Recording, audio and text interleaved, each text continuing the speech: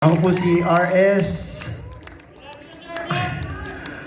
Nung ikikwento ko po sa inyo kung paano nag-umpisa itong project na Faney.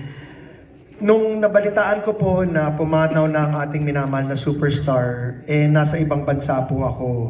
At wala po akong way na makauwi kasi marami pong nakaschedule ng mga linggong yon. So nanonood po ako ng live nila sa Facebook. Parang I felt na paano ako makakabawi sa ating national artist. At tamang-tama, si Direk Adolf, na nakatrabaho ko na dati po sa Misterio de la Noche, nag-message sa akin na kung gusto ko daw makipagkita pag uwi ko sa Pilipinas at pag-usapan namin yung pelikula tungkol sa mga fans ni Nora Honor. Hindi na ako nagdalawang isip.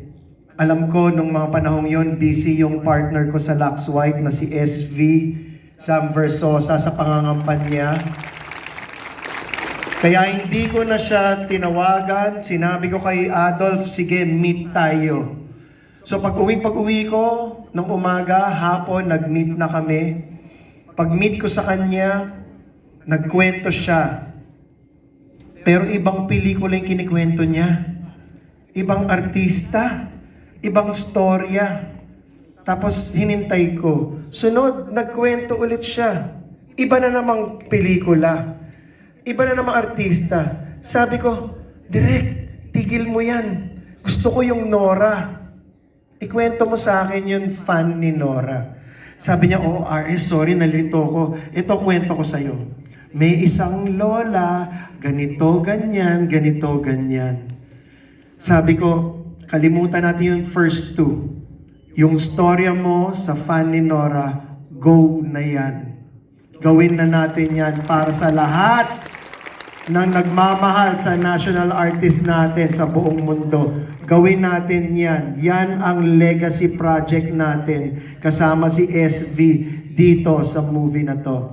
Tinawagan ko mga kaibigan ko, Attorney Aldwin Alegre of AQ Films, Cecil Bravo of Intele Builders and Bravo Films.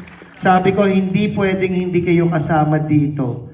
Ngayon, tinanong nila, bakit ka passionate kay Nora? Ano ba ang connection mo kay Nora? Sabi ko, hindi ko siya matalik na kaibigan. Nakasama ko lang siya. Naalala ko way back nung 90s. 90s pa po. Inutusan lang po ako. Nasunduin siya sa bahay niya sa La Vista. Nanghiram ako ng kotse para sunduin ang isang superstar. Isang karag-karag na kotse. Paglabas niya ng bahay niya sa La Vista, hindi siya nagtanong kung sino ako, anong credentials ko, ano. Ang sinabi lang niya, ikaw po ba ang susundo sa akin? Sabi ko, oo. Hindi niya tinanong kung maganda ang kotse ko. Sumakay lang siya. At habang lumalabas kami ng La Vista, umilaw yung gas, empty na. Sabi ko, magpagas muna kami dito, superstar, dun sa gas station sa tabi ng simbahan. Nagpagas ako. Yung kotse walang tint. Meron